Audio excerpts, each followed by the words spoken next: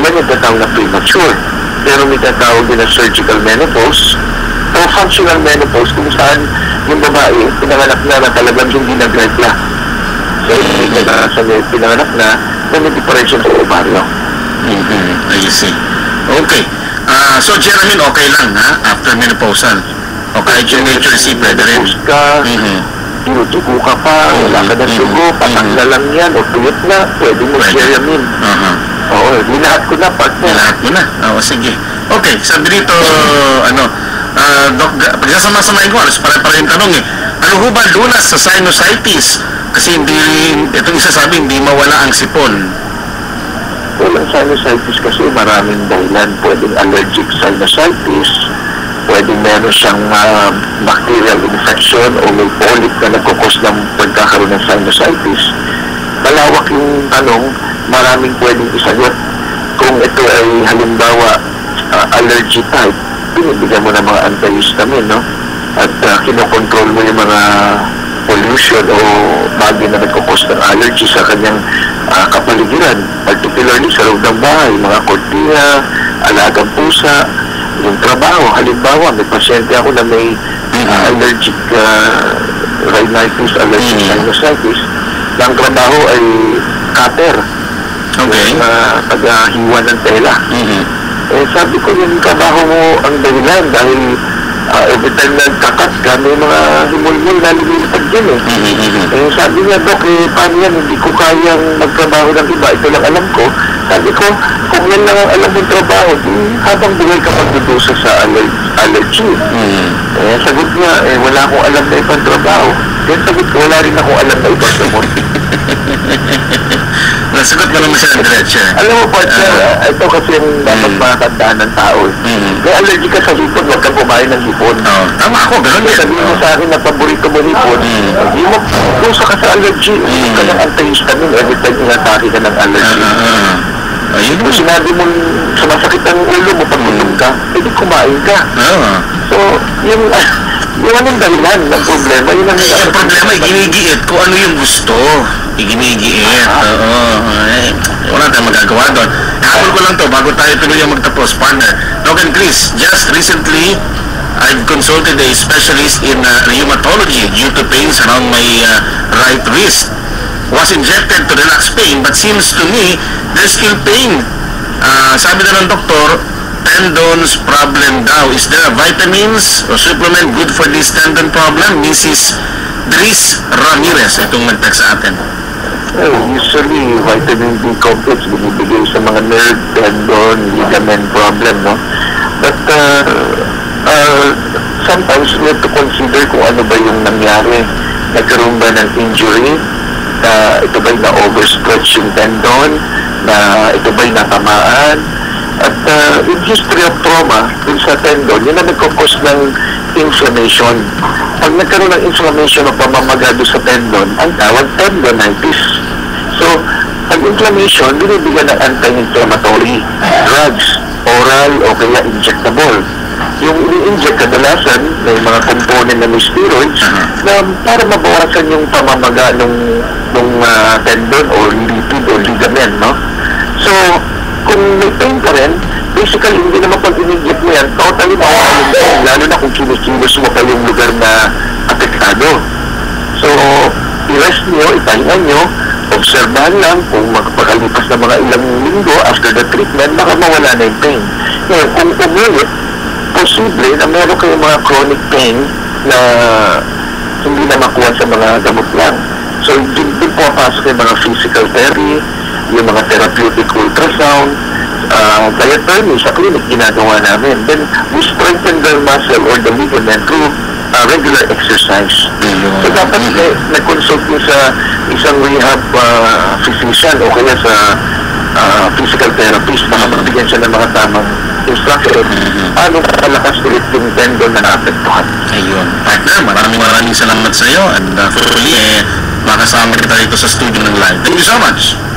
Maraming salamat, partner, at magandang gabi po sa inyo lahat. Mga kaibigan, si Dr. Gary po ang ating kasama sa ating palatuntunan. Sa nag-text dito ng taga Las Piñas, sa Friday, di bang after lunch puntahan si Dr. Gary sa clinic niya Alam nyo, pag MWF na po, si Dr. Gary ay pumapasok sa clinic alauna ng hapon hanggang alas 5. Ano ho? So kung yan ang tanong ninyo, so, opo, kasi Friday.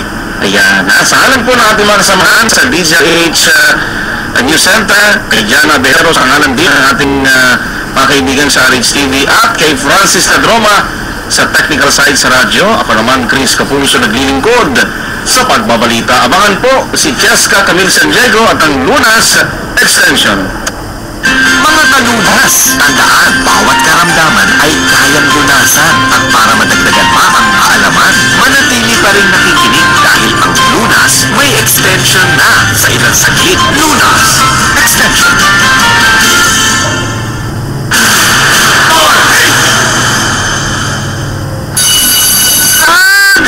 Stress na ako sa school. Laksanan tayo this weekend. Saan ba okay? Kaya dapat yung suwak sa baon natin. Alam ko na, mag-Star City tayo!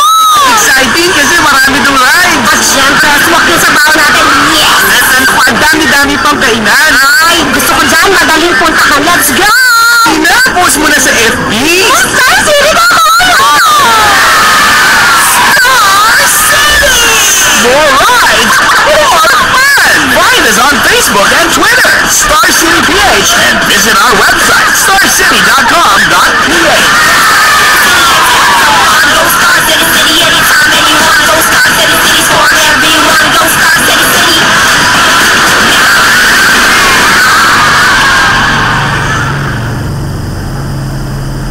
Kung prueba, mas mabisang gamot, may laban tayo.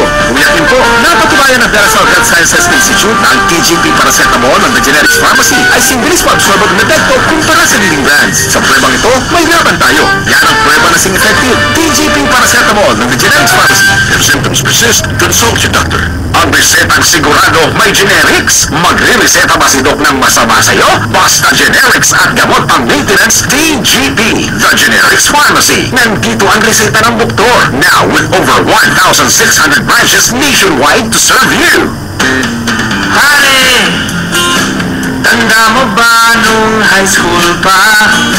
Alang yan nung nabasted ka, ang pangit mong umiyak pala. Basta't solid ang samahan, at suabe-suabe ang inuman. Usapan natin gumagaan, usapan kompanyero life. Yan! Malalim ang pinagsamahan, magaan ang alpan. Basta may kompanyero life brandy. Drink responsibly. Tuloy ang balita at serbisyo sa bawat kabarangay. Ito ang DZRH. Tuloy ang makabagong bayanihan. DZRH, supok na sa balita. Haligi ng katotohanan.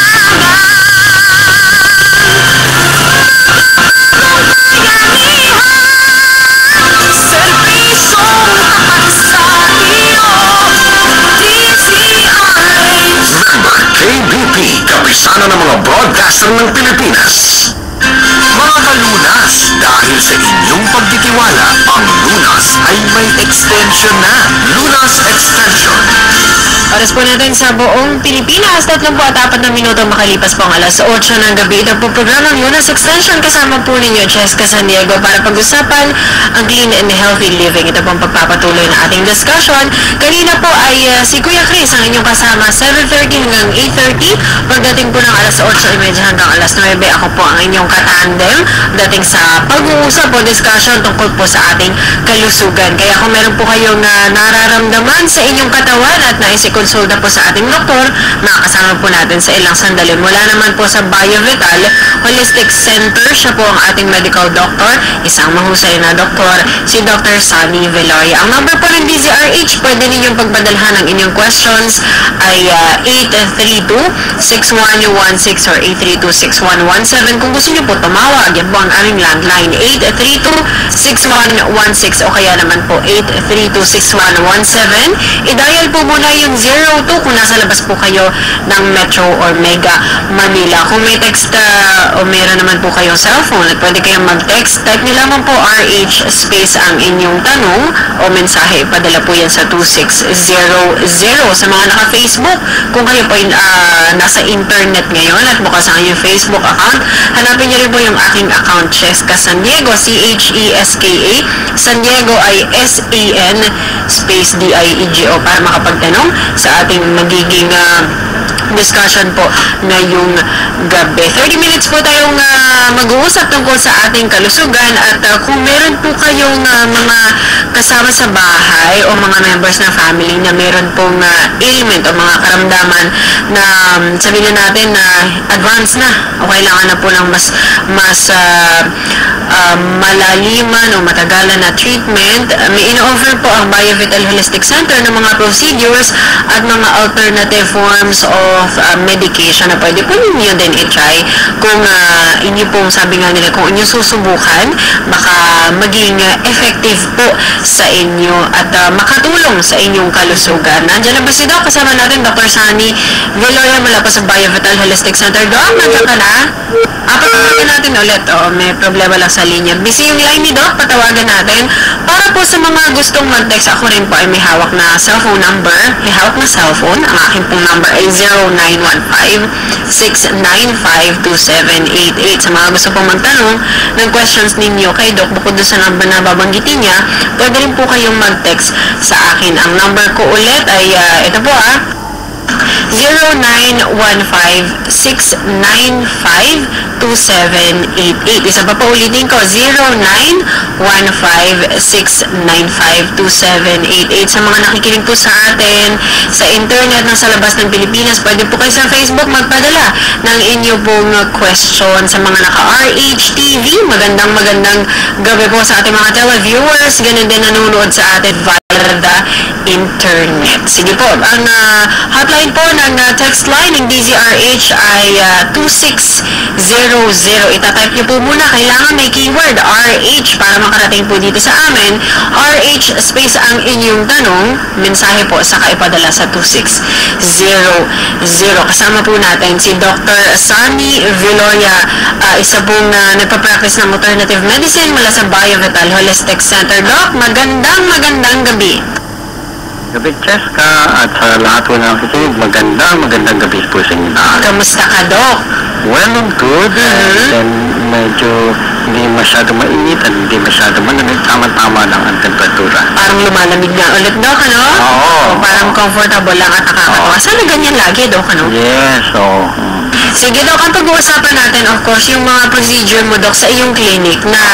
Well, actually, mabilis? January, nag-umpisa tayo ng ozone therapy na tinatawag natin, na ginagamit natin particularly for cancer patients. And then, meron tayong ultraviolet blood irradiation. Meron din tayong matagal natin ginagamit laser fibrillation. Pero ano mo gusto mong talakayin at this point about fatty liver? Kasi nagulat ako, itong araw na ito, meron nata akong 5 pasyente, panay fatty liver. 5? Ngayon lang yun, Doc? Hindi ba naman nagkasabay-sabay lang sila o talaga? Marami na ang nagkakaroon ng fatty liver. Actually, maraming may fatty liver. Pero yung iba hindi nagagamot kasi wala nararamdaman. Yung iba naman, incidental finding na, may fatty liver pala, nagpa-ultrasound, may fatty liver. Pero kasi may kasong may nararamdaman, meron din hindi nararamdaman. Normally, ito yung palaging sumari nagkakabag nag-aami ng tiyan. Ganyan, kapag ito yung napabayaan, even then, nagkakaroon ito ng komplikasyon. Maling mag-lead cirrhosis. No? At kapag cirrhosis, until masisira, kapag gawa na siyang direct connection na pari siyang parang sinabi natin cancer, pero ang fatty liver ay hindi maganda. Dahil siyang progressive, kapag nag-umpisa po siya, ay kailangan i-arrest na natin. Ibig sabihin, gawa na natin ang paraan. So, ang unang-unang tanong, bakit kaya ako nagkaroon ng fatty liver? Ito yung description nila ay nababalot ng taba ang kanilang atay. Okay. Pero hindi nababalot ng taba, no? But rather, yung taba mismo ay nandun sa cells nila. Mataba ang atay mo. Mataba ang atay natin, no? Now, bakit nagkakaroon ng fatty liver? Yun ang unang tanong natin. Una, minsan depende yan sa gamot na tinitake natin, no? Just like may gamot na pampababa ng kolesterol, pero nakakasira ng atay. So yan. mga statin ang tawag doon. Pangalawa, minsan sa mga antibiotic na tinitake natin, no? Particularly sa Pilipinas, natataas ng insidente na merong TB, tuberculosis sa baga, and then may gamot component ng isang gamot doon ay nakakasira ng ating atay. Pangatlo, ito yung mga common na nakikita, no? Ang paggamit ng steroid at prednisone nakakasira din po sa ating atay. So, ito yung more common na medications na maaaring makasira sa ating atay, no? Even antibiotics sometimes, no? So, as much as possible, investigahan kung bakit nagkakaroon ng fatty liver. Meron din naman kung titingnan natin sinasabing matagal na nagkaroon ng diabetes, kaya nagkakaroon ng fatty liver. Meron din mga kaso niyan. Isa naman, meron din itong kinalaman sa ating pagkain. Kadalasan, kung mahilig tayo sa mga mataba, maseromantik ang pagkain, o kaya mahilig tayo sa mga gatas, tsokolate, ice cream, keso. Okay. Dok, ito bang fatty liver, isang kondisyon ng katawan yan, hindi ba kaya, Dok, ng sarili nating katawan? Di ba mayroong enzyme o meron din na ano ang tawag dyan, Dok, na ipinuproduce ng katawan para matunaw natin yung mga taba na kinakain natin? Supposed to be. Yung sinasabi mo enzyme na nagagaling sa apdo. No, pero alam mo ba, kapag ikaw na-ilisa ng apdo o gallbladder, mas malaking tendency natin magkaroon ng pagkasira ng ating atay o nagkaroon ng fatty liver. Kasi ganito ang story niya, no? So, ang dugo natin may mga toxins sa dumi yan. And then, itong mga dugo, itong toxins na to ay dumadaan sa atay. Ang function ng atay natin ay siya nagsisibling, nagsasala or filter. So lahat ng dumi na dumadaan sa ating atay ay nasasala sa ating sa atay na naiiwan supposed to be done. And then from there, ito'y magko-concentrate, ito ngayon ang papasok sa ating apdo. Or tinatawag nating bile, no? B-I-L-E, no? And then, pag na-concentrate ito sa bile natin, ilalabas naman ito sa bituka natin, sa small intestine. And then, from small intestine, lalabas na yan bahagi ng ating pagdudumi. Ngayon, imagine po natin, marami ding kaso kasi na minsan, inaalis ang kanilang apdo dahil nagkaroon ng bato sa apdo. Dahil namaga ang apdo. Yan, paano ang koneksyon nung nasalang dumi sa ating atay, paano siya makakapunta sa ating small intestine? Kaya ako, I'm really against na sabihin natin pag-o-opera sa apdo. Kung may sisitong apdo, ay gawin po natin. Kaya, put it this way, hindi po ilalagay ng Diyos yan kung walang gamit. Walang purpose. Oo, kaya dapat natin sabihin, although ako, minsan, kapag sinabing talaga, masakit na yung kanyang apdo, right, upper quadrant, sabihin natin naninilaw na yung pasyente, wala tayong choice, kundi pa-opera na talaga. Pero kung sa tingin ay nakita lang, by incidental finding, may bato sa apdo, encourage sila mga doktor na, pa-opera mo na yan. I would not recommend that. Kasi may natural na paraan pa rin na para po matunan yung bato sa apdo. Yung palagi natin kikwento about yung calamansi flushing, that's one way. Pagpapanaga ng ating atay at saka yung tamang pagkain. Dok, ako ay may question. Kapag ba may problema sa liver, ibig sabihin, una nang natatamaan muna yung ating gallbladder, saka pa lang nagkakaroon ng problema sa liver, o pwedeng mauna ang liver? Pwede mauna ang liver. Pwede mauna yung liver, no? Pwede din mauna yung apdo. Kasi isang system lang yun Ang lapay, pancreas, ang ating apdo, at saka ating gallbladder. At ang ating liver. Okay. Sino ang pwede magkaroon ng problema? Noong una kasi, Dok, alam natin pag sabi sa mga commercial, advertisement, kapag nagkakaroon ng problema sa atay, normally ito yung mga alcohol, drinkers, mga smokers. Ngayon, Dok, hindi lang sila. Oo. Sino pa, Dok, ang posible? Yun nga, yung mga diabetic patient, yung maraming mga pasyenteng, maraming ininom ng gamit, ay plano na yung mga gamot nila, kung related sa pagpababa ng cholesterol, no? Pero even then, it's the irony. Pinabababa nga ang cholesterol, pero nakakasira yung atay. Pag nasisira po ang atay, isang sinyalis niyan, maaaring ay erratic ang kanya o nagpapataas siya ng blood sugar. nagpapataas din siya ng uric acid at mas tumataas ang cholesterol. Okay.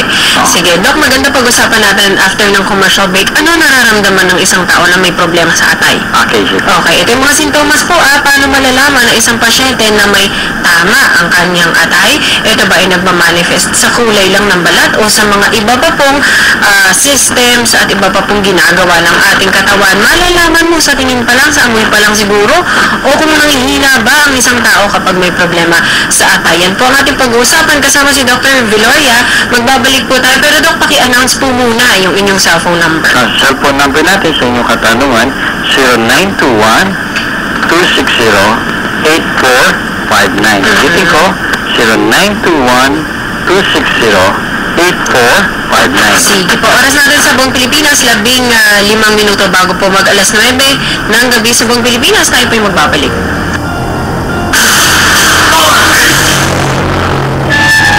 Fall in love all over again with Heart to Heart, featuring Ballet Manila and London's newest musical sensation, the West End Mamas and Papas. Enjoy unforgettable melodies from theater and movies, as well as classics in music and dance, perfect for the season of love.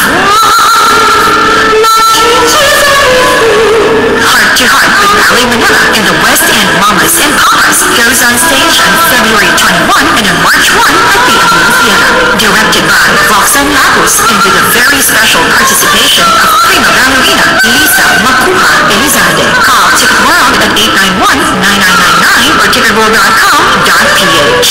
Heart to Heart is presented by Ballet Manila, Aliu Theater, and the Manila Broadcasting Company with Shield Bath Soap, First United Travel, Sea Air, Special Thanks to Island Rose, Ralph's Wines and Spirits, and Star City.